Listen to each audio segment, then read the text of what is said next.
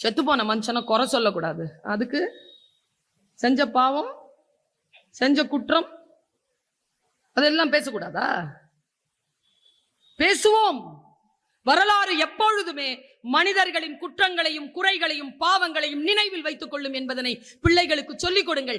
இறப்பதனால் யாரும் புனிதர்களாக ஆகிவிடுவதில்லை. யாரோ ஒருவர் இறந்து விட்டார் என்பதற்காகவே அவர் புனிதர் ஆகிவிட மாட்டார். யானைய ஒரு கேலண்டரை காட்டி வாட் இஸ் திஸ் பாப்பா என்ன சொல்ல, அந்த குழந்தை என்னப்பா சொல்லும்? எலிபென்ட் சொல்லும்ல. சீன குழந்தை அப்படி சொல்லாது.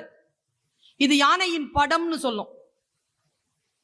யானை என்று சொல்லுவதற்கும் யானையின் படம் என்று சொல்லுவதற்கும் இடையில இருக்கக்கூடிய வித்தியாசம் தான் விழிப்புணர்வு. 7ல இருந்து 9 போகுமா? என்ன பண்ணலாம்? பக்கத்துல இருந்து வாங்கின கடனை என்னைக்கா திருப்பி கொடுத்துற மாதிரி சொல்லி தந்திருக்கும். சீன நாட்டுக்காரன் உதவி